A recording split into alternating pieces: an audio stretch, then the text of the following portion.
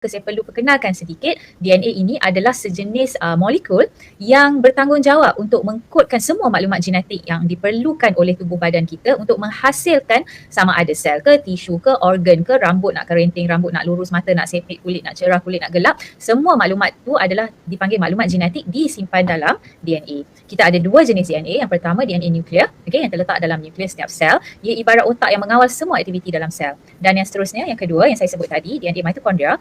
DNA ini terdapat dalam organel yang dinamakan mitokondria. Ia satu organel yang sangat penting kerana ia merupakan kilang untuk menjanakan tenaga untuk sel kita hidup. Tak ada tenaga, tak hiduplah sel kita.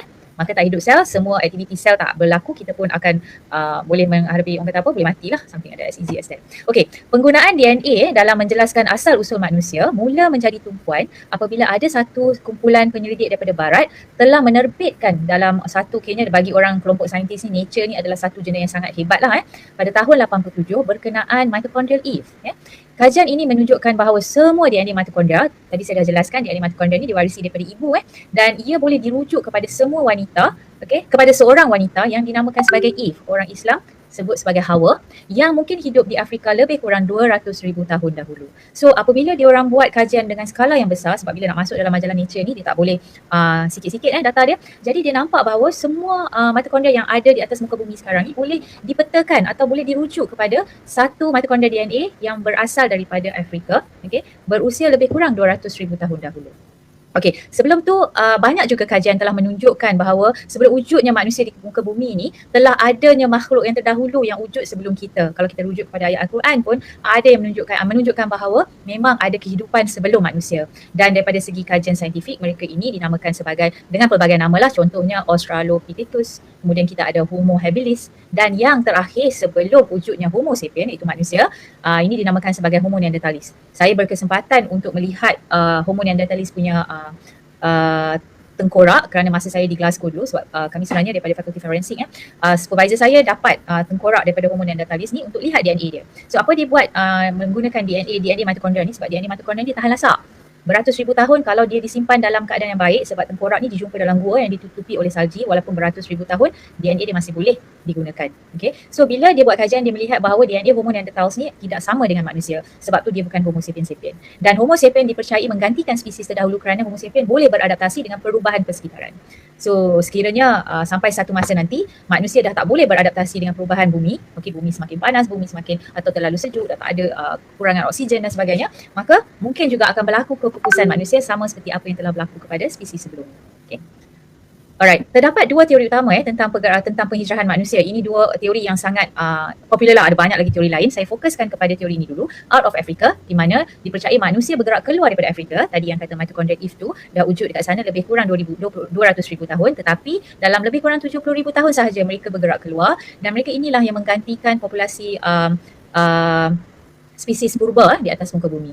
Tetapi ada satu lagi di mana kepercayaan multi-regional origin, di mana manusia ini wujud secara independen di lokasi yang berbeza, dan mereka ini sebenarnya berasal daripada Homo yang telah berada di lokasi tersebut dalam tempoh yang sangat lama. So sekiranya kita percaya kepada multi-regional origin, maknanya manusia ini berevolusi daripada Homo erectus, daripada Homo neanderthals dan sebagainya. Tetapi saya berdasarkan kajian DNA dan sebagainya dan juga kajian terdahulu lah, kita lebih memberi fokus kepada out of Africa, di mana berdasarkan DNA mitokondria kita berasal daripada seorang wanita yang berada di Afrika lebih kurang 200,000 tahun dahulu.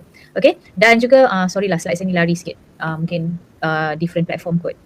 Kajian dan ini juga menunjukkan bukti genetik selain daripada bukti genetik yang akan saya jelaskan. Ini adalah satu bukti yang agak menarik, bukan genetik tetapi telah menunjukkan wujudnya manusia di Asia Tenggara lebih kurang dalam 60,000 hingga 70,000 tahun dahulu, di mana ahli arkeologi telah menjumpai beberapa gigi di Gua Lida Aja di Sumatera, dan anggaran usia gigi ini sangat konsisten dengan biostratigraphy, dengan perubahan cuaca, reconstruction of aras laut, dan juga bukti genetik yang kejap lagi kita nak tengok ni, yang menceritakan tentang ketibaan manusia di Asia Tenggara lebih kurang 60,000 tahun dahulu. Ini contoh gigi tersebut lah.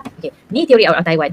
Teori out of Taiwan daripada Peter Bellwood ni menyatakan bahawa penutur bahasa Austronesia, dia tak kata siapa, tapi orang yang bercakap bahasa Austronesia ni telah berhijrah keluar daripada Taiwan dan bergerak ke Asia Tenggara lebih kurang 10,000 tahun dahulu.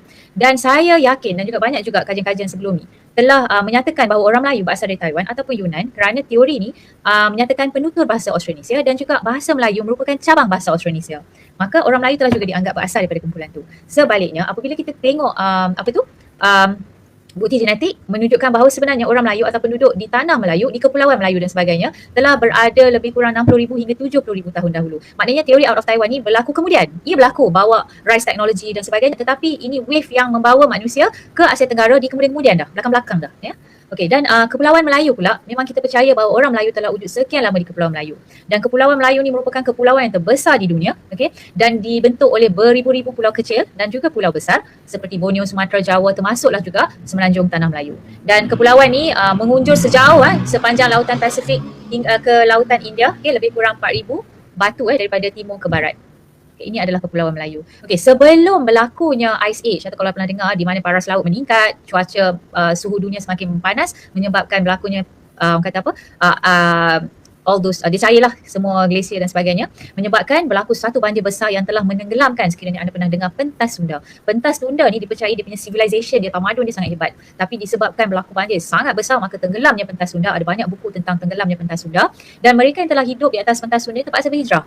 Dan mereka inilah yang dipercayai telah memulakan penambatan baharu di kawasan Asia Timur ataupun di bahagian tanah besar China dan juga Kepulauan Pasifik. Maka yang tinggal pada hari ini, mana apa yang kelihatan dalam warna hijau tu, telah membentuk Semenanjung Tanah Melayu, Sumatera, Pulau Jawa, Borneo dan sebagainya. Okey, so ini adalah pergerakan manusia berdasarkan kajian DNA. Okey, pelbagai kajian telah dibuat dan satu penerbitan yang agak baharu, ini berdasarkan kajian PhD saya juga, yang telah diterbitkan pada tahun 2005, okay, di mana telah menunjukkan pergerakan manusia ni berlaku lebih kurang 60,000 hingga 75,000 tahun dahulu. Dan untuk penerbitan ni, DNA Melayu kita pakai, DNA orang asli pun kita pakai, okay? Dan menunjukkan bahawa populasi ni sebenarnya bergerak daripada Afrika melalui laluan pantai, melalui India dan seterusnya berhenti di Asia Tenggara lebih kurang 70,000 tahun dahulu. Dan mereka inilah yang merupakan yang orang kata contribute atau menjadi sumber utama takungan genetik bagi populasi di Asia Timur. Okay.